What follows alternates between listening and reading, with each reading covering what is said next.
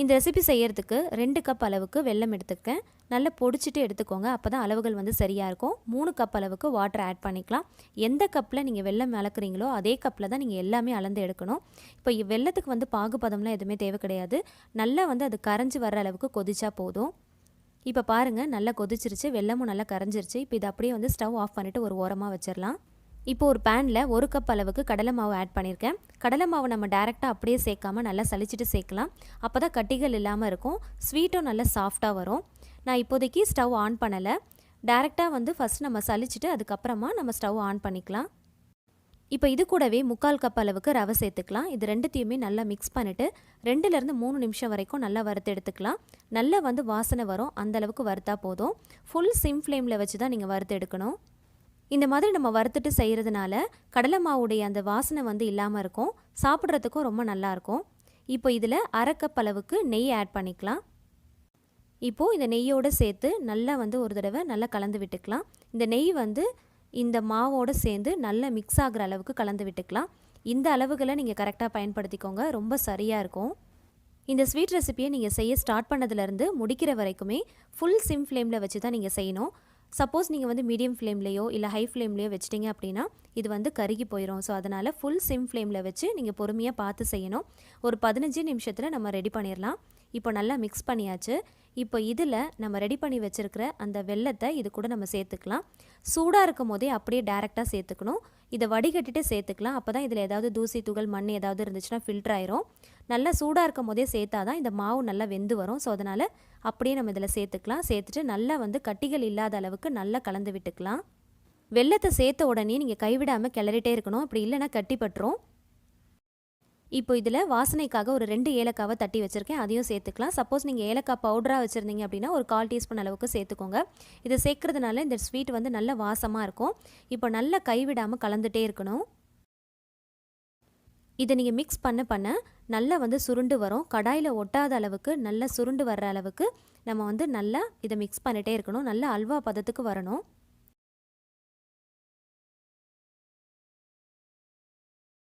இப்போ பாருங்கள், நல்லா கெட்டியாயிருச்சு.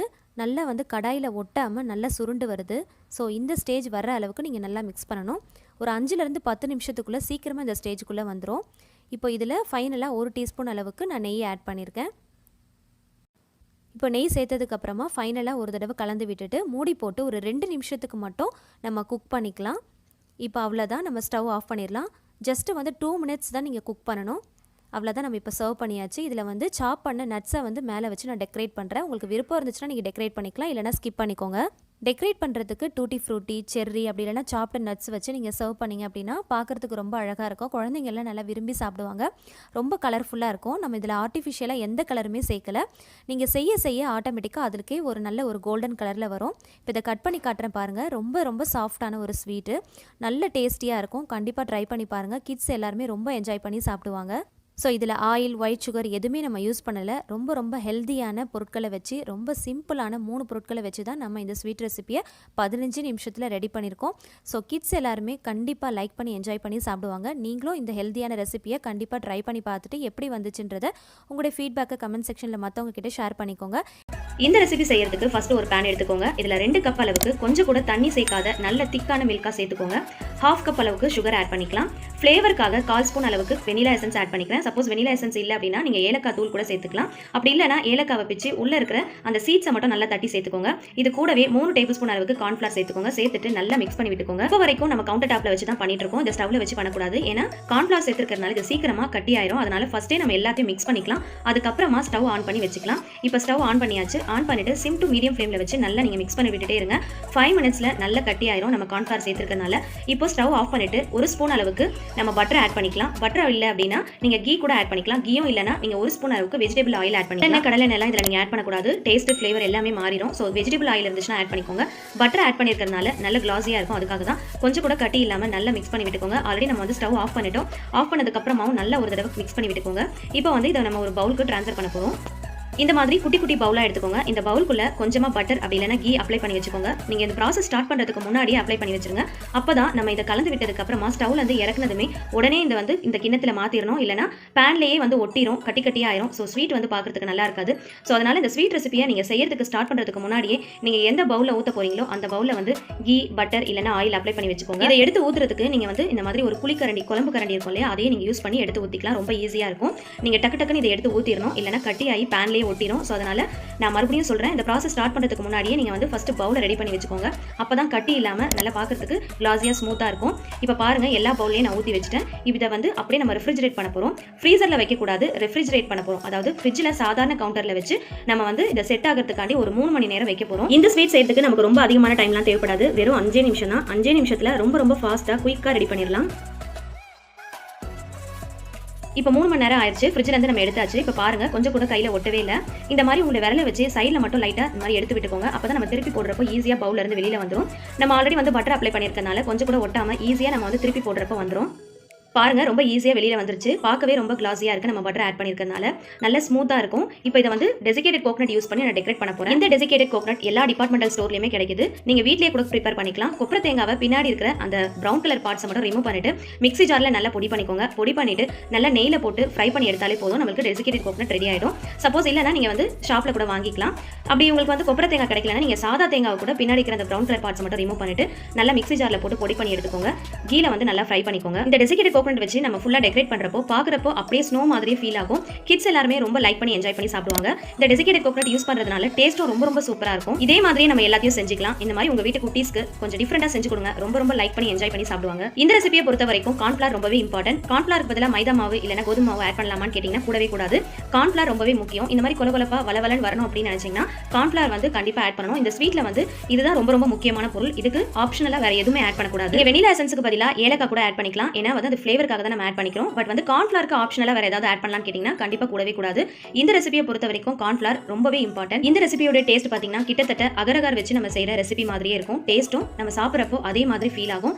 அகரகர் சாப்பிடணும்னு நினைக்கிறப்போ அது வீட்டில் இல்லைனா நீ இந்த மாதிரி கூட செஞ்சு சாப்பிடலாம். இதுக்கு மேல நான் டெக்கரேட் பண்றதுக்கு செர்ரியை கட் பண்ணி வைக்கிறேன். இதை வைக்கணும்ன்றது இம்பார்ட்டன்ட் கிடையாது. ஜஸ்ட் அழகா இருக்கணும் அப்படின்றதுக்காண்டி ஒரு டெக்கரேட்டிவா இருக்கணும்ன்றதுக்காண்டி நான் வைக்கிறேன். உங்ககிட்ட செர்ரி இருந்தா யூஸ் பண்ணுங்க, இல்லைன்னா பரவாயில்ல. அதுக்கு மேல நான் இந்த மாதிரி பிஸ்தாவை ஒரு இலை மாதிரி இருக்கணும் ஃபீல் ஆகணும்ன்றதுக்காண்டி அதையும் வச்சு டெக்கரேட் பண்றேன். உங்களுடைய கிரியேட்டிவிட்டிக்கு ஏற்ற மாதிரி நீங்க எப்படி வேணாலும் டெக்கரேட் பண்ணி உங்க கிட்ஸ்க்கு கொடுக்கலாம். அவங்களை எந்த அளவுக்கு என்ஜாய் பண்ண வைக்க முடியுமோ அந்த அளவுக்கு என்ஜாய் பண்ணி வச்சு சாப்பிட வைக்கலாம். ஸோ கண்டிப்பா இந்த ரெசிபியை ட்ரை பண்ணி பாருங்க ஃப்ரெண்ட்ஸ். இந்த ஸ்வீட் செய்யறதுக்கு மிக்ஸி ஜாரில் ஒரு 1/2 கப் அளவுக்கு டெசிகேட்டட் கோகனட் ஆட் பண்ணிக்கலாம். இது ஷாப்பில் வாங்கின டெசிகேட்டட் கோகனட் தான். இதை நீங்கள் வீட்டில் ப்ரிப்பேர் பண்ண போகிறீங்க அப்படின்னா கொப்பரை தேங்காயை வாங்கி பேக் சைடில் இருக்கிற அந்த பிளாக் கலரை மட்டும் ரிமூவ் பண்ணிடுங்க. குட்டி குட்டி பீசஸாக கட் பண்ணி மிக்ஸி ஜாரில் நல்லா பொடி பண்ணிவிட்டு கொஞ்சமாக கீ ஊற்றி நல்லா ஃப்ரை பண்ணி எடுத்தீங்க அப்படின்னா அதை ஒரு ஏர்டைட் கண்டெய்னரில் நீங்கள் ஸ்டோர் பண்ணி வச்சுக்கலாம். அதுலேருந்து ஒரு 1/2 கப் அளவுக்கு மட்டும் எடுத்துக்கலாம். அப்படி இல்லைனா நீங்கள் கடைகளில் கூட வாங்கிக்கலாம். நான் கடைகளில் வாங்கினதான் நான் இப்போ யூஸ் பண்ணியிருக்கிறேன். இது கூடவே 3/4 கப் அளவுக்கு மட்டும் சுகர் ஆட் பண்ணிக்கலாம். உங்களோட டேஸ்ட்டுக்கு ஏற்றா போல் கூட்டிக்கவோ குறைச்சிக்கவோ செஞ்சுக்கோங்க. இது சேர்த்திங்க அப்படின்னா கரெக்டாக இருக்கும். 2 ஏலக்காயை நல்லா தட்டிட்டு சேர்த்துக்கலாம். வாசனைக்காக தான் நான் ஏலக்காய் சேர்க்குறேன். ஸோ அதனால் அதை ஸ்கிப் பண்ணாமல் சேர்த்துக்கோங்க. ஸ்வீட்க்கு நல்ல ஒரு டேஸ்ட்டு கொடுக்கும், நல்ல ஒரு வாசனையும் கொடுக்கும். 1 கப் அளவுக்கு நல்ல காய்ச்சி ஆற வச்ச பாலை சேர்த்துட்டு நல்லா பிளெண்ட் பண்ணி எடுத்துக்கலாம். பாலில் கொஞ்சம் கூட தண்ணி சேர்க்காமல் நல்லா திக்காக காய்ச்சி ஆற வச்சுட்டு அதுக்கப்புறமா சேர்த்து இந்த மாதிரி நல்லா நைஸ் பேஸ்ட்டாக நல்லா அரைச்சி எடுத்துக்கோங்க. அரைச்ச பேஸ்ட்டை ஒரு ஓரமாக வச்சுட்டு இப்போது நம்ம ரெடி பண்ண ஆரம்பிச்சிடலாம். ஒரு அடிகனமான கடாயில் 2 டேபிள் ஸ்பூன் அளவுக்கு கீ சேர்த்துக்கலாம்.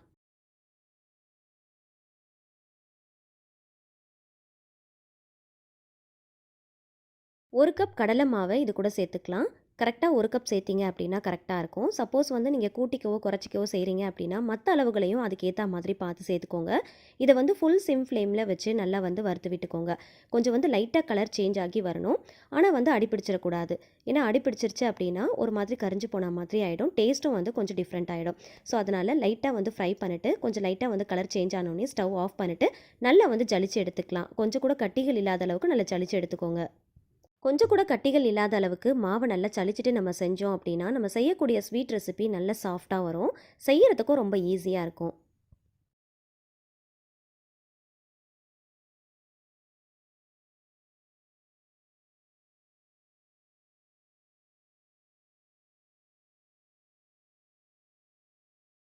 மாவை நல்லா ஜலிச்சதுக்கு அப்புறமா நம்ம வறுத்தோம் இல்லையா, அதே கடாயில் மறுபடியும் சேர்த்துக்கலாம். இது கூடவே அரைச்சி வச்சிருக்கிற தேங்காய் பேஸ்ட்டையும் சேர்த்துக்கோங்க. சேர்த்து கொஞ்சம் கூட கட்டி இல்லாத அளவுக்கு நல்லா வந்து கலந்து விட்டுக்கோங்க. இந்த பொருள் எல்லாத்தையுமே நம்ம மிக்ஸ் பண்ணும்போது கவுண்டர் டாப்பில் வச்சு தான் நம்ம செய்யணும். நம்ம ஸ்டவ் ஆன் பண்ணிவிட்டு நம்ம வச்சிட்டோம் அப்படின்னா சீக்கிரமாக கட்டிப்பட ஆரம்பிச்சிடும். அதனால் ஃபஸ்ட்டு கவுண்டர் டாப்பில் வச்சு எல்லா பொருட்களையுமே நான் சேர்க்குற மாதிரி சேர்த்து எல்லாத்தையுமே மிக்ஸ் பண்ணி எடுத்துக்கோங்க. அதுக்கப்புறமா ஸ்டவ் ஆன் பண்ணிவிட்டு நம்ம செய்ய ஆரம்பிக்கலாம். இப்போ எல்லாத்தையுமே நல்லா கலந்ததுக்கப்புறமா 5 டீஸ்பூன் அளவுக்கு மட்டும் கீ சேர்த்துக்கோங்க. சேர்த்துட்டு நல்லா கலந்து விட்டுக்கலாம். நம்ம சேர்த்துருக்கிற எல்லா பொருளுமே கொஞ்சம் கூட கட்டிப்படாத அளவுக்கு நல்லா மிக்ஸ் பண்ணி எடுத்துக்கோங்க. ஸ்டவ் ஆன் பண்ணி கடாயை வச்சுட்டு மீடியம் ஃப்ளேமில் வச்சுக்கோங்க. கொஞ்சம் கூட கைவிடாமல் கிளறிட்டே இருக்கணும். அப்போ தான் வந்து கட்டிப்படாமல் இருக்கும். கொஞ்ச நேரத்துலேயே பார்த்தீங்கன்னா நம்ம சேர்த்த இந்த பொருள் நல்லா திக்காக ஆரம்பிக்கும். இது நல்லா வந்து திக்காக ஆரம்பிக்கும்.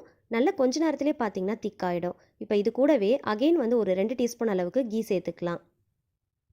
ஃபஸ்ட்டே நம்ம ஒரு 5 டீஸ்பூன் கிட்ட கீ சேர்த்துருக்குறோம். இப்போ நல்லா வந்து கெட்டியாக ஆரம்பிக்கும் போது அகெயின் ஒரு 2 டீஸ்பூன் கிட்ட கீ சேர்த்துட்டு நல்லா கலந்து விட்டுட்டே இருக்கணும். இந்த மாதிரி கலந்து விடும்போது கொஞ்சம் கொஞ்சமாக நல்லா கட்டியாகி நல்லா சுருண்டு வர ஆரம்பிக்கும். கடாயிலேருந்து ஒட்டாமல் நல்லா சுருண்டு வரணும். அந்த அளவுக்கு பதத்துக்கு வர அளவுக்கு நல்லா வந்து கைவிடாமல் கிளறிட்டே இருங்க. ஸ்டவ்வை வந்து மீடியம் ஃப்ளேமில் வச்சுக்கோங்க. தேவைப்பட்டால் நீங்கள் ஃபுல் சிம் ஃப்ளேமில் வச்சு கூட நீங்கள் கைவிடாமல் பொறுமையாக கூட இதை செய்யலாம். கடலை மாவை நல்லா வறுத்துட்டு செய்ய ஆரம்பிங்க. அப்போ தான் மாவுடைய பச்சை வாசனை நமக்கு சுத்தமாக வராது. கைவிடாமல் இந்த மாதிரி கிளறிட்டே இருக்கும் போது நல்ல ஒரு கோல்டன் எல்லோ கலர் கிட்ட வர ஆரம்பிக்கும். நமக்கு இதில் எந்த ஃபுட் கலரும் ஆட் பண்ணணும் அப்படிங்கிற அவசியம் கூட இருக்காது. இந்த மாவு வந்து சேர்க்கும் போது என்ன கலரில் இருந்துச்சுன்னு நீங்கள் பார்த்துருப்பீங்க. இப்போ கைவிடாமல் இந்த மாதிரி கிளறிட்டே இருக்கும் போது பேனில் வந்து கொஞ்சம் கூட ஒட்டாமல் வரும். அதே சமயத்தில் நல்ல ஒரு கோல்டன் எல்லோ கலரில் மாற ஆரம்பிக்கும். கடாயில் கொஞ்சம் கூட ஒட்டாமல் நல்லா சுருண்டு வர ஆரம்பிக்கும். நல்லா ஹல்வா பதத்துக்கு வந்ததும் ஸ்டவ் ஆஃப் பண்ணிடலாம்.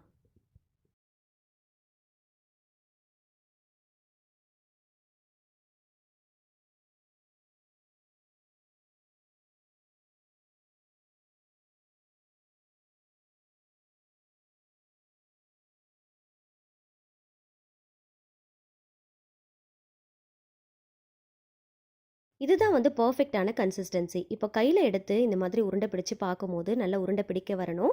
கையில் வந்து கொஞ்சம் கூட ஒட்டக்கூடாது. இப்போ வந்து ஸ்டவ் ஆஃப் பண்ணிடலாம். மாவை கொஞ்சமாக எடுத்து கையில் உருட்டி பாருங்கள். நல்லா வந்து ஈஸியாக நல்லா சாஃப்டாக உருட்ட வரணும். அது வந்து சரியான பக்குவம். கொஞ்சம் வந்து நல்லா ஆற விட்டுருங்க. கொஞ்சம் கை பொறுக்கிற சூடு இருக்கும் போது கையில் கொஞ்சமாக வந்து கீ அப்ளை பண்ணிக்கோங்க. உங்களுக்கு எந்த ஷேப் வேணுமோ அந்த ஷேப்க்கு நம்ம வந்து ரெடி பண்ணி எடுத்துக்கலாம். கையில் வந்து ஒட்டாமல் இருக்கிறதுக்காக தான் கொஞ்சமாக வந்து கீ அப்ளை பண்ணிக்கோங்க அப்படின்னு சொன்னேன். ஸோ கீ அப்ளை பண்ணிவிட்டு கொஞ்சமாக எடுத்து நம்ம உருண்டை பிடிச்சோம் அப்படின்னா கையில் ஒட்டாமல் இருக்கும். நம்ம எந்த ஷேப்பில் வேணுனாலும் நம்ம ரெடி பண்ணிக்கலாம். இது ரெடி பண்ணுறதுக்கு முன்னாடி கையால் இந்த மாதிரி நல்லா வந்து ஒரு 2லேருந்து 3 செகண்ட்ஸ்க்கு வந்து இந்த மாதிரி நல்லா அழுத்தி பிசைஞ்சு விட்டுக்கோங்க. இன்னும் வந்து மாவு நல்லா சாஃப்ட் ஆகிடும். கொஞ்சம் கொஞ்சமாக எடுத்து உருண்டை பிடிச்சு உங்களுக்கு விருப்பப்படுற ஷேப்க்கு நீங்கள் ரெடி பண்ணி எடுத்துக்கலாம். நான் ஃபஸ்ட்டு வந்து ஒரு சின்ன பால் சைஸ்க்கு எடுத்துருக்கிறேன். இதை ஃபஸ்ட்டு வந்து கொஞ்சம் கூட கிராக் இல்லாத அளவுக்கு நல்லா இந்த மாதிரி உருட்டி எடுத்துக்கோங்க. மாவு நல்லா சாஃப்டாக இருக்கிறதுனால நமக்கு ஈஸியாக உருட்டுறதுக்கு வரும். சைடில் வந்து கிராக் இல்லாத அளவுக்கு பார்த்து அழகாக உருட்டி எடுத்துக்கோங்க. இப்போ உள்ளங்கையால் வச்சு லைட்டாக வந்து ஒரு அழுத்தம் கொடுத்தீங்க அப்படின்னா இந்த மாதிரி நல்லா வந்து அழகாக ஒரு ரவுண்ட் ஷேப்க்கு வந்துடும். இப்போ நடு விரலை வச்சு லைட்டாக வந்து ஒரு அழுத்தம் கொடுத்துருங்க. இந்த கேப்பை ஃபில் பண்ணுறதுக்காக இந்த இடத்துல அழகாக டெக்கரேட் பண்ணுறதுக்காக ஏதாவது நட்ஸ் வச்சு நீங்கள் ஃபில் பண்ணிக்கலாம். உங்களுக்கு விருப்பப்படுற பாதாம், பிஸ்தா, கேஷ்யூ எது வேணாலும் நீங்கள் வச்சுக்கலாம். நான் வந்து பிஸ்தா வச்சு இன்றைக்கி அழகாக டெக்கரேட் பண்ண போகிறேன்.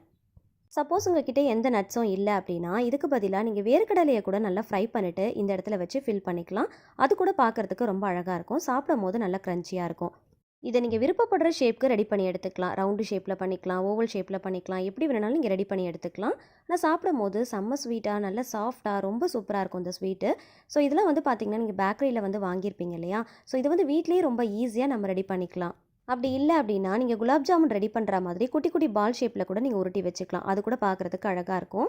ஸோ கண்டிப்பாக ட்ரை பண்ணி பாருங்கள். பேக்கரியில் வாங்குகிற அதே டேஸ்ட்டில் ரொம்ப ஈஸியாக வீட்டில் இருக்கிற சிம்பிளான பொருட்களை வச்சு நம்மளே ரெடி பண்ணிக்கலாம். கண்டிப்பாக ட்ரை பண்ணி பாருங்கள். இது சாப்பிடும் போது ரொம்ப திகட்டவும் திகட்டாது. நம்ம எத்தனை வேணுனாலும் சாப்பிட்லாம். அந்தளவுக்கு நல்ல டேஸ்டியாக இருக்கும். வீட்டில் ஏதாவது ஃபெஸ்டிவல் ஃபங்க்ஷன்ஸ்லாம் வருது அப்படின்னா நம்ம வீட்லேயே நம்ம ஈஸியாக ரெடி பண்ணிக்கலாம். எப்பயும் செய்கிற மாதிரி ஒரே ஸ்வீட்டாக ரெடி பண்ணாமல் இந்த மாதிரி கொஞ்சம் டிஃப்ரெண்ட்டாக கூட ட்ரை பண்ணி பார்க்கலாம். டிஃப்ரெண்ட்டாக செஞ்சு சாப்பிடணும்னு தோன்றப்போ கண்டிப்பாக இந்த ஸ்வீட் ரெசிபியை ட்ரை பண்ணி பாருங்கள். இனிமேல் பேக்கரி போய் ஸ்வீட்ஸ் வாங்கணும் அப்படிங்கிற அவசியமே இருக்காது. வீட்டில் இருக்கிற சிம்பிளான 5 இன்க்ரீடியன்ஸை யூஸ் பண்ணி 10லேருந்து 15 நிமிஷத்துக்குள்ளே ரொம்ப ஈஸியாக ப்ரிப்பேர் பண்ணி முடிச்சிடலாம். ஒரு பாத்திரத்தில் 1 கப் அளவுக்கு காய்ச்சாத பால் எடுத்திருக்கேன். இது கூடவே 1/4 கப் அளவுக்கு சுகர் ஆட் பண்ணிக்கலாம். 1/4 கப் அளவுக்கு கண்டென்ஸ்டு மில்க் ஆட் பண்ணியிருக்கேன். ஜஸ்ட்டு வந்து நல்ல க்ரீமி டேஸ்ட் கிடைக்கணும் அப்படிங்கிறதுக்காக ஆட் பண்ணியிருக்கேன். உங்களுக்கு விருப்பம் இருந்துச்சுன்னா சேர்த்துக்கோங்க, அப்படி இல்லைனா ஸ்கிப் பண்ணிக்கலாம். இதை நல்லா மிக்ஸ் பண்ணிவிட்டு நல்லா கொதிக்க விட்டுறலாம். நல்லா கொதி வந்ததுக்கப்புறமா ஸ்டவ் ஆஃப் பண்ணிடலாம். இப்போ ஒரு பாத்திரத்தில் 3 முட்டையை உடச்சி ஊற்றிருக்கேன். இது கூட ஒரு பிஞ்ச் அளவுக்கு சால்ட்டு சேர்த்துக்கோங்க.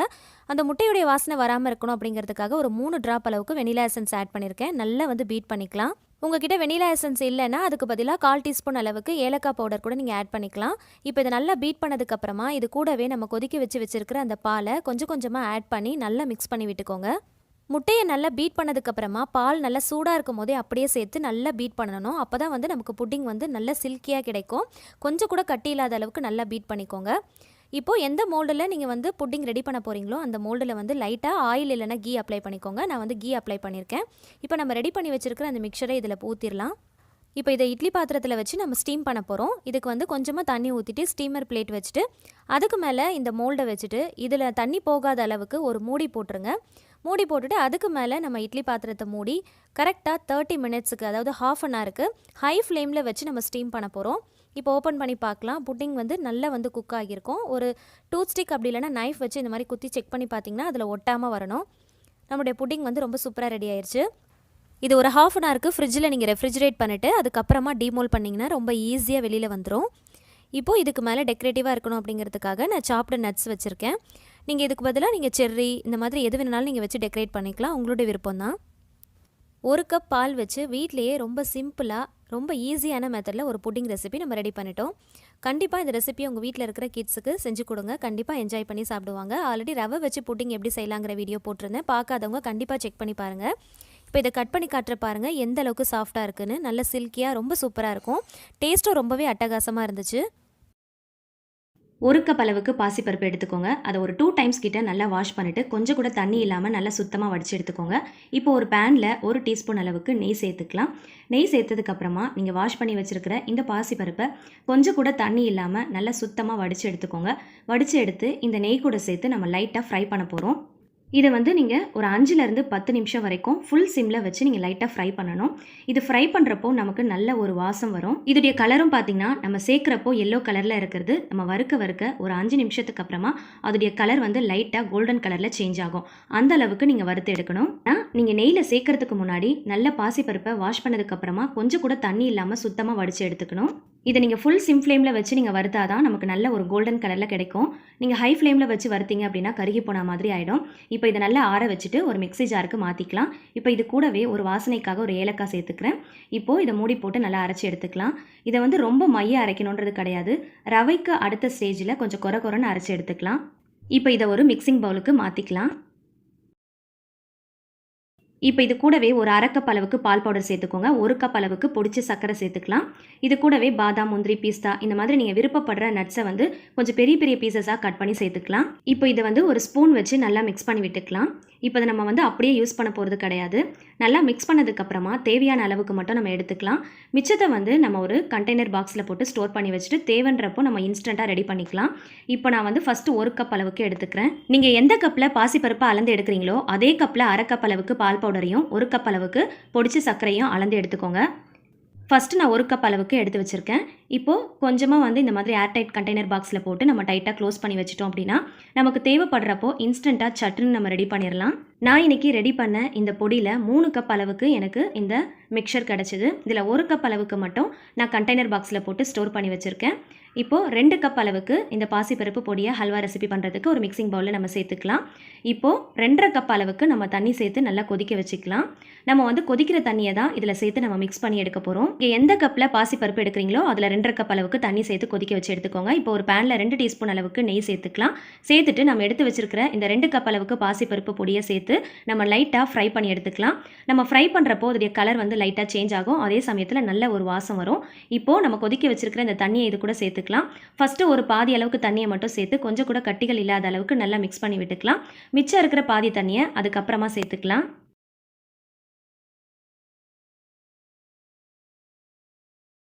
இப்போது மிச்சம் இருக்கிற தண்ணியும் சேர்த்து நம்ம நல்லா மிக்ஸ் பண்ணி விட்டுக்கலாம். மிக்ஸ் பண்ணதுக்கப்புறமா ஒரு மூடி போட்டுட்டு ஒரு 10 நிமிஷத்துக்கு மீடியம் ஃப்ளேமில் வச்சு நம்ம நல்லா குக் பண்ணி எடுத்துக்கலாம். இப்போ 10 நிமிஷத்துக்கு அப்புறமா ஓப்பன் பண்ணி நம்ம லைட்டாக மிக்ஸ் பண்ணி விட்டுக்கலாம். இதை கைவிடாமல் நம்ம கிளறிட்டே இருக்கணும் அப்படின்லாம் கிடையாது. நம்ம மூடி போட்டு ஒரு மீடியம் ஃப்ளேமில் வச்சுட்டு அப்படியே விட்டுட்டோம் அப்படின்னா அதுவே நல்லா குக் ஆகி வந்துடும். நம்ம எப்பயுமே ஹல்வா ரெசிபி செய்கிறப்போ கைவிடாமல் கிளறிட்டே இருப்போம். பட் இந்த ரெசிபி அப்படி கிடையாது. நம்ம மூடி போட்டால் அதுவே ஆட்டோமேட்டிக்காக குக் ஆகிரும். இப்போ இது கூடவே 2 டீஸ்பூன் அளவுக்கு நெய் சேர்த்துக்கலாம். சேர்த்துட்டு நல்லா மிக்ஸ் பண்ணி விட்டுக்கலாம். மிக்ஸ் பண்ணதுக்கப்புறமா மூடி போட்டு அகெயின் வந்து ஃபுல் சிம்மில் வச்சு ஒரு 15 மினிட்ஸுக்கு அப்படியே விட்டுட்டிங்க அப்படின்னா கரெக்டாக அந்த ஹல்வாவுடைய கன்சிஸ்டன்சிக்கு அது வந்துடும். கொஞ்சம் கூட பேனில் ஒட்டாமல் கரெக்டான கன்சிஸ்டன்சிக்கு வந்துருச்சு, நீங்கள் பார்த்தாலே தெரியும். இந்த ஹல்வா ரெசிபிக்கு நம்ம நெய் கூட பார்த்திங்கன்னா அதிகமான அளவில் நமக்கு தேவைப்படாது. இப்போது நம்மளுடைய டேஸ்டியான ஹல்வா ரெசிபி ரொம்பவே சூப்பராக ரெடி ஆயிடுச்சு. இப்போ இது ஒரு பவுலுக்கு மாற்றி நம்ம சர்வ் பண்ணிக்கலாம். இந்த ஹல்வா ரெசிபி ரொம்ப ரொம்ப டேஸ்டியாக இருக்கும். டெக்ஸ்சரும் பார்த்திங்கன்னா ரொம்ப அழகாக இருக்கும். கண்டிப்பாக இந்த ரெசிபியை உங்கள் வீட்டில் நீங்கள் ட்ரை பண்ணி பாருங்கள். ட்ரை பண்ணி பார்த்துட்டு இந்த டேஸ்ட் எப்படி இருந்துச்சுன்றதை உங்களுடைய ஃபீட்பேக்கை நம்முடைய கமெண்ட் செக்ஷனில் மற்றவங்க கூடயே ஷேர் பண்ணிக்கோங்க. ஒரு மிக்ஸி ஜாரில் 2 எக்கை வந்து உடச்சி ஊற்றிக்கலாம். நான் வந்து இன்றைக்கி 2 எக் எடுத்திருக்கேன். நீங்கள் 2 இல்லை 3 கூட எடுத்துக்கலாம். இன்றைக்கி நம்ம இந்த கேக்கை வந்து எக் யூஸ் பண்ணி தான் பண்ண போகிறோம். ஸோ இது மிக்ஸி ஜாரில் உடச்சி ஊற்றிக்கலாம். இது கூடவே ஒரு பிஞ்ச் அளவுக்கு சால்ட் ஆட் பண்ணிக்கோங்க. ஆட் பண்ணிவிட்டு நல்லா 1 நிமிஷத்துக்கு நல்ல நுர வர்ற அளவுக்கு நல்லா அடித்து எடுத்துக்கலாம். இந்த மாதிரி நல்லா நுர வர்ற அளவுக்கு நல்லா பீட் பண்ணி எடுத்துக்கோங்க. இப்போ இது கூடவே ஃப்ளேவருக்காக ஒரு 1/4 டீஸ்பூன் அளவுக்கு வெனிலா எசன்ஸ் நான் ஆட் பண்ணியிருக்கேன். நீங்கள் எந்த எசன்ஸ் வேணுனாலும் ஆட் பண்ணிக்கலாம். சப்போஸ் உங்ககிட்ட எசன்ஸ் இல்லை அப்படின்னா நீங்கள் ஏலக்காய் கூட ஆட் பண்ணிக்கலாம். ஆட் பண்ணிவிட்டு அகெயின் 1 நிமிஷத்துக்கு நல்லா நம்ம அந்த மாதிரி பீட் பண்ணி எடுத்துக்கலாம். இப்போ இது கூடவே 3/4 கப் அளவுக்கு சுகர் ஆட் பண்ணியிருக்கேன். நீங்கள் வந்து சப்போஸ் எக்ஸ்ட்ராவாக நீங்கள் ஸ்வீட் சாப்பிடுவீங்க அப்படின்னா 1 கப் அளவுக்கு கூட நீங்கள் ஆட் பண்ணிக்கலாம். 1/4 கப் அளவுக்கு நல்ல கெட்டியான தயிர் ஆட் பண்ணிக்கலாம். 1/4 கப் அளவுக்கு சாதாரண ரீஃபைண்ட் ஆயில் வந்து ஆட் பண்ணிக்கோங்க. ஆட் பண்ணிவிட்டு அகெயின் மூடி போட்டு ஒரு 2 நிமிஷத்துக்கு நல்லா வந்து பீட் பண்ணி எடுத்துக்கலாம். இந்த மாதிரி நல்ல நுர வர்ற அளவுக்கு நல்லா பீட் பண்ணுங்கள். அப்போ தான் வந்து கேக் வந்து நல்லா சாஃப்டாக ஸ்பாஞ்சியாக வரும். ஏன்னா நம்ம வந்து எலக்ட்ரிக் பீட்டர் யூஸ் பண்ணல, நம்ம வந்து சாதாரண மிக்சர் ஜார் தான் யூஸ் பண்ணியிருக்கோம். நம்ம வந்து எசன்ஸ் எதுக்கு ஆட் பண்ணுறோம் அப்படின்னா அந்த முட்டையோட ஸ்மெல் வரக்கூடாது அப்படிங்கிறதுக்காக தான் நம்ம ஆட் பண்ணுறோம். இப்போ இதை ஒரு மிக்சிங் பவுலுக்கு ட்ரான்ஸ்ஃபர் பண்ணிடலாம். இப்போ இந்த பவுலுக்கு மேலே ஒரு சலடையை வச்சுட்டு அதில் ட்ரை இன்க்ரீடியன்ஸ் எல்லாத்தையுமே நம்ம சலிச்சு எடுத்துக்கலாம். 1 கப் அளவுக்கு கோதுமை மாவு ஆட் பண்ணியிருக்கேன். இதை நல்லா சலிச்சு எடுத்துக்கோங்க.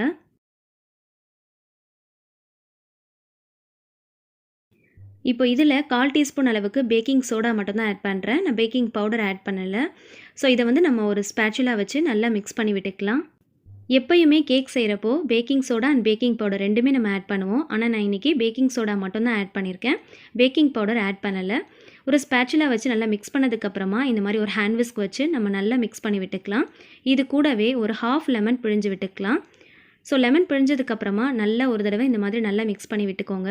லெமன் சேர்த்து நம்ம செய்கிறதுனால கேக் வந்து நல்லா சாஃப்ட் அண்ட் ஸ்பாஞ்சியாக வரும். ஃப்ளேவரும் நல்லாயிருக்கும். இப்போது நல்லா வந்து கட்டி இல்லாத அளவுக்கு நல்லா மிக்ஸ் பண்ணி எடுத்துக்கோங்க. இப்போது ஸ்கொயர் ஷேப்பில் நான் மோல்டு எடுத்திருக்கேன். அதில் லைட்டாக வந்து ஆயில் க்ரீஸ் பண்ணிவிட்டு கோதுமை மாவு வச்சு டஸ்ட் பண்ணியிருக்கேன். அதுக்கு மேலே ஒரு பட்டர் பேப்பர் ப்ளேஸ் பண்ணிவிட்டு அதுக்கு மேலே நம்ம ரெடி பண்ணி வச்சுருக்கிற இந்த பேட்டரை வந்து இதில் நம்ம ஊற்றிடலாம். நான் வந்து மோல்டு இருக்கிறதுனால அதை எடுத்திருக்கேன். உங்கள்கிட்ட டிஃபன் பாக்ஸ் இருந்துச்சுன்னா அது கூட நீங்கள் யூஸ் பண்ணிக்கலாம். இந்த மோல்டில் இந்த பேட்டரை ஊற்றுனதுக்கப்புறமா நல்லா வந்து டேப் பண்ணி விட்டுக்கோங்க. ஏர் பபிள்ஸ் ஏதாவது இருந்துச்சுன்னா ரிமூவ் ஆகிடும். இன்றைக்கி இந்த கேக்கை நான் ப்ரெஷர் குக்கரில் தான் பேக் பண்ண போகிறேன். ஸோ ப்ரெஷர் குக்கர் உள்ளே இந்த மாதிரி ஒரு ஸ்டாண்டு போட்டுக்கோங்க. மூடியில் வந்து கேஸ்கெட் மட்டும் போட்டுக்கோங்க, விசில் போட வேண்டாம். இப்போ இதை மூடி போட்டு மூடிட்டு ஒரு 10 மினிட்ஸுக்கு மட்டும் மீடியம் ஃப்ளேமில் வச்சு ப்ரீ ஹீட் பண்ணிக்கலாம். இப்போ 10 மினிட்ஸ்க்கு அப்புறமா நம்ம ஓப்பன் பண்ணி பார்க்கலாம். நம்ம ரெடி பண்ணி வச்சுருக்கிற மோல்டை உள்ளே வச்சிடலாம். குக்கர் சூடாக இருக்கும், ஸோ அதனால் பார்த்து உள்ளே வைங்க. ஃபஸ்ட்டு ஒரு 10 மினிட்ஸுக்கு மீடியம் ஃப்ளேமில் வச்சு பேக் பண்ணிக்கோங்க. அடுத்து ஒரு 20 மினிட்ஸுக்கு ஃபுல் சிம் ஃப்ளேமில் வச்சு நம்ம பேக் பண்ணி எடுத்துக்கலாம். கேக் நல்லா பர்ஃபெக்டாக பேக் ஆகி வந்துடும்.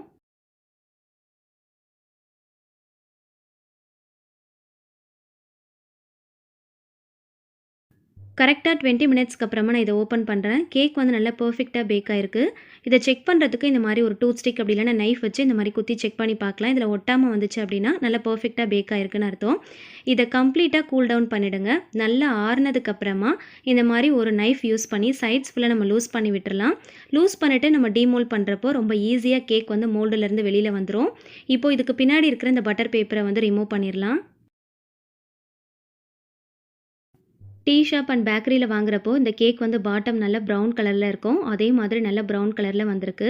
அதே சமயத்தில் நான் ஃபிங்கர் வச்சு நான் உங்களுக்கு ப்ரெஸ் பண்ணி காட்டுறேன் பாருங்கள். நல்லா சாஃப்டாக ஸ்பாஞ்சியாக வந்திருக்கு. நம்ம கோதுமை மாவு யூஸ் பண்ணி பண்ணியிருக்கிறதுனால டாப் போர்ஷனும் பார்த்தீங்கன்னா லைட் ப்ரௌன் கலரில் தான் இருக்கும். இப்போ இது உங்களுடைய விருப்பத்துக்கு ஏற்றா போல் நீங்கள் கட் பண்ணி எடுத்துக்கோங்க.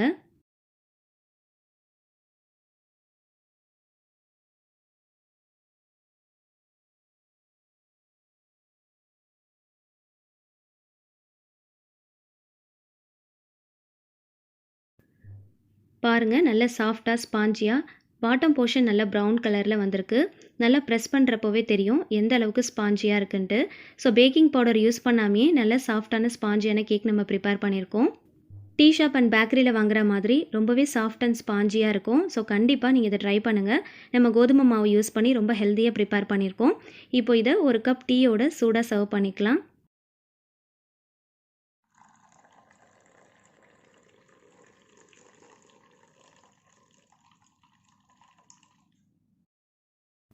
ஆல்ரெடி நம்மளுடைய சேனலில் மசாலா டீ எப்படி ப்ரிப்பேர் பண்ணலாம் அப்படிங்கிற வீடியோ அப்லோட் பண்ணியிருக்கோம். பார்க்காதவங்களுக்கு கீழே டிஸ்கிரிப்ஷன்லேயும் மேலே கார்ட்லேயும் கொடுக்குறேன். கண்டிப்பாக செக் பண்ணி பார்த்துக்கோங்க.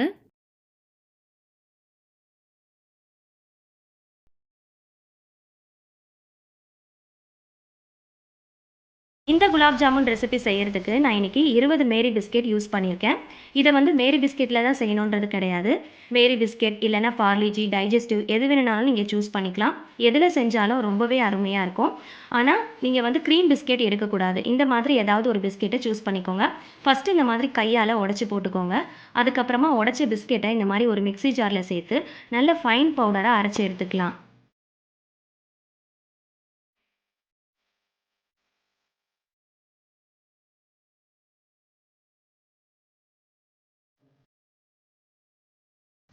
இந்த அளவுக்கு நல்ல ஃபைன் பவுடராக நல்லா அரைச்சி எடுத்துக்கோங்க. நல்லாவே பொடி பண்ணி எடுத்துக்கோங்க. அப்போ தான் வந்து குலாப் ஜாமுன் செய்கிறதுக்கு ரொம்பவே ஈஸியாக இருக்கும்.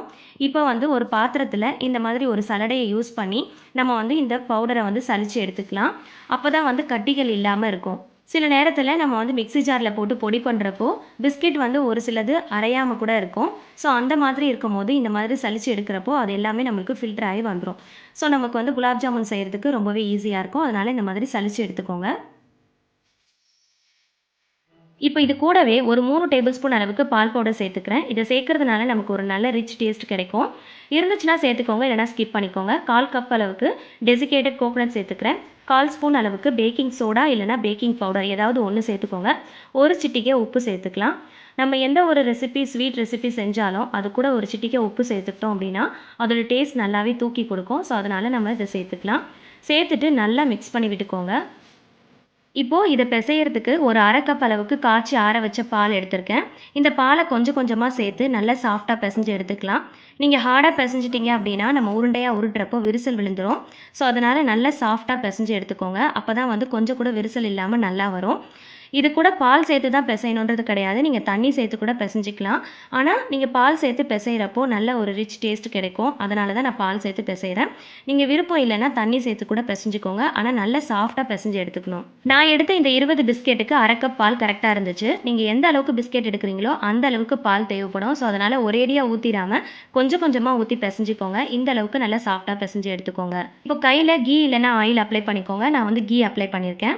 இப்போ இதை சின்ன சின்ன உருண்டையாக உருட்டி எடுத்துக்கலாம். ரொம்ப பெரிய உருண்டையாக உருட்டிட்டோம் அப்படின்னா சுகர் சிரப்பில் போடுறப்போ அந்த சிரப் உள்ளே இறங்காது. அதே நம்ம சின்ன சின்ன உருண்டையாக உருட்டினோம் அப்படின்னா சிரப் நல்லா உள்ளே இறங்கி நல்லா ஜூஸியாக வரும். அதுக்காக நம்ம சின்ன சின்ன உருண்டையாக உருட்டி எடுத்துக்கலாம். அதே போல் நம்ம குலாப் ஜாமுன் உருட்டுறப்போ சில பேருக்கு வந்து விரிசலோடு வரும். அந்த மாதிரி விரிசல் இல்லாமல் வரணும்னா அதுக்கு ஒரு சின்ன டிப்ஸ் என்னென்னா, இந்த மாதிரி கையில் கீ இல்லைன்னா ஆயில் அப்ளை பண்ணிவிட்டு ஃபஸ்ட்டு வந்து நம்ம எடுக்கிற உருண்டையை நல்லா அழுத்தி பிசைஞ்சுக்கோங்க. அழுத்தி பிசைஞ்சதுக்கப்புறமா இந்த மாதிரி நீங்கள் லைட்டாக மேலால் வச்சு நல்லா உருட்டி விட்டுட்டீங்க அப்படின்னா கொஞ்சம் கூட விரிசல் இல்லாமல் அழகாக வரும். ஸோ இந்த மாதிரி நீங்கள் ட்ரை பண்ணி பாருங்கள். இதே போல் எல்லா மாவையும் கொஞ்சம் கூட விரிசல் இல்லாமல் ஒரே ஷேப்பில் நம்ம உருண்டையாக உருட்டி எடுத்துக்கலாம். அப்போ தான் பார்க்க அழகாக இருக்கும். சில பேருக்கு வந்து ஒரே மாதிரி ஷேப்பில் வராது. ஒரு சிலது பெருசாக இருக்கும், ஒரு சிலது சின்னதாக வரும். ஸோ அந்த மாதிரி இருக்கிறவங்களுக்கு ஒரு சின்ன டிப்ஸ் கொடுக்குறேன். ஏதாவது ஒரு ஸ்பூன் நீங்கள் எடுத்துக்கோங்க. அந்த ஸ்பூனில் நீங்கள் மாவு அளந்து எடுத்துக்கிட்டு நீங்கள் உருட்டினீங்க அப்படின்னா எல்லாமே ஈவனாக ஒரே ஷேப்பில் வரும். இந்த மாதிரி அழுத்தி பிசைஞ்சிட்டு அதுக்கப்புறம் மேலாப்பில் நீங்கள் உருட்டினீங்கனாலே கொஞ்சம் கூட விரிசல் இல்லாமல் அழகாக உருண்டையாக வந்துடும். இப்போ நான் எல்லாத்தையுமே உருட்டி எடுத்துக்கிட்டேன். இப்போது குலாப் ஜாமுனுக்கு தேவையான சுகர் சிரப் நம்ம ரெடி பண்ணிக்கலாம். அதுக்கு வந்து 1 கப் அளவுக்கு நான் சுகர் எடுத்திருக்கேன். 1 கப் சுகருக்கு 2 கப் அளவுக்கு வாட்டர் ஆட் பண்ணிக்கலாம். இப்போ இதில் ஃப்ளேவருக்காக ஒரு ஏலக்காவை நான் சேர்த்துருக்கேன். இதே நீங்கள் ஏலக்காய் பவுடராக வச்சுருந்தீங்கன்னா ஒரு 1/4 ஸ்பூன் சேர்த்துக்கோங்க. இது கூடவே ரோஸ் எசன்ஸ் ஒரு ட்ராப் சேர்த்துக்கலாம். நம்ம இதை சேர்த்துக்கிட்டோம் அப்படின்னா கடைகளில் நமக்கு கிடைக்கிற அதே டேஸ்ட் கொஞ்சம் கூட மாறாமல் கிடைக்கும். ஸோ அதனால் இந்த எசன்ஸ் இருந்துச்சுன்னா சேர்த்துக்கோங்க, இல்லைனா ஸ்கிப் பண்ணிக்கோங்க. இப்போ இதை வந்து ஸ்டவ்வில் வச்சு நல்லா கொதிக்க வச்சிடலாம். ஒரு 10 நிமிஷத்துக்கு நல்லா கொதிச்சு வரணும். நல்லா இந்த மாதிரி பபிள்ஸ் வெள்ளையாக வர்றப்போ நம்ம ஸ்டவ் ஆஃப் பண்ணிக்கலாம். இதை தொட்டு பார்க்குறப்போ கொஞ்சம் பிசுபிசுப்பு தன்மை இருந்தாலே போதும். இதுக்கு பாகுபதம்லாம் எதுவும் தேவை கிடையாது. இப்போ இதை நான் உங்களுக்கு தொட்டு காட்டுறேன். இந்த அளவுக்கு பிசுபிசுப்பு தன்மை வந்தால் போதும். இதுக்கு வந்து பதம்லாம் எதுவும் தேவை கிடையாது. இப்போ குலாப் ஜாமுன் பொரிக்கிறதுக்கு தேவையான அளவுக்கு நம்ம ஆயிலை வந்து ஹீட் பண்ணிக்கலாம். நல்ல ஒரு அகலமான பேனாக பார்த்து எடுத்துக்கோங்க. அப்போ தான் பொரிக்கிறதுக்கு வசதியாக இருக்கும். இப்போது குலாப் ஜாமுன் உருண்டைகளை ஒன்று ஒன்றா போட்டு பொரிச்சு எடுத்துக்கலாம். இதை நீங்கள் பொரிக்கிறப்போ சிம் டு மீடியம் ஃப்ளேமில் வச்சு தான் பொரிச்சு எடுக்கணும். ஹை ஃப்ளேமில் வச்சிட்டிங்க அப்படின்னா சடனாக வந்து கலர் சேஞ்ச் ஆயிரும். ஆனால் உள்ளெல்லாம் வந்து வேகாது சரியா. அதனால் சிம் டு மீடியம் ஃப்ளேமில் வச்சு நீங்கள் பொரிச்சு எடுத்துக்கிட்டிங்கன்னா ஈவனாக ஒரே கலரில் வரும். அதே மாதிரி நல்லா உள்ளேயும் வெந்து வரும். அதே மாதிரி நீங்கள் குலாப் ஜாமுன் உருண்டைகளை உள்ளே போட்டதுக்கப்புறமா இந்த மாதிரி ஒரு சலடை கரண்டியை வச்சு லைட்டாக நீங்கள் கிளறி விட்டுட்டே இருந்தீங்க அப்படின்னா எல்லா சைடும் ஈவனாக ஒரே கலரில் வரும். இல்லைனா ஒரு சைடில் ஒரு கலர் இன்னொரு சைடில் இன்னொரு கலர் இருக்கும். பார்க்குறதுக்கு அந்தளவுக்கு அழகாக இருக்காது. ஸோ அதனால் இந்த மாதிரி ஒரு கரண்டியை வச்சு லைட்டாக நீங்கள் கிளறி விட்டுட்டே இருங்க. அதே மாதிரி நீங்கள் இந்த மாதிரி கிளறப்போ பார்த்து கிளறுங்க. ஒரு பக்கம் கடாயை வந்து உங்கள் கையால் பிடிச்சிக்கோங்க. ஆயில் வந்து ஹீட்டாக இருக்கிறதுனால பார்த்து கவனமாக பொரித்து எடுத்துக்கோங்க. இந்த மாதிரி லைட்டாக கிளறி விட்டுரும் போது பாருங்கள் எல்லாமே ஈவனாக ஒரே கலரில் வரும். ஸோ இந்த அளவுக்கு ப்ரௌன் கலரில் வந்தோடனே நம்ம எடுத்துடலாம். நம்மளுக்கு குலாப் ஜாமுன் ரெடி ஆயிடுச்சு. அதே போல் குலாப் ஜாமுன் உருண்டைகளை பொரிக்கிறதுக்கு முன்னாடி ஆயில் நம்ம ஹீட் பண்ணுறப்போ ரொம்ப வந்து ஹீட் ஆகணுன்ற அவசியம் இல்லை. நம்ம மேலால் கை வச்சு பார்க்குறப்போ அதோடைய ஹீட் நம்ம கைக்கு தெரிஞ்சாலே போதும். அந்த டைமில் நீங்கள் வந்து குலாப் ஜாமுன் உருண்டைகளை உள்ளே போட்டு பொரிக்க ஆரம்பிச்சிடலாம்.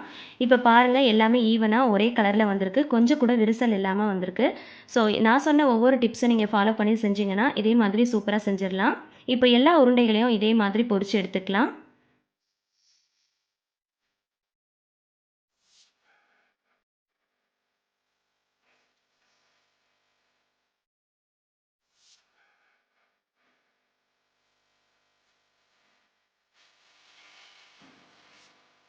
அவ்வளோதான், நான் எல்லா உருண்டைகளையும் பொரித்து எடுத்துட்டேன்.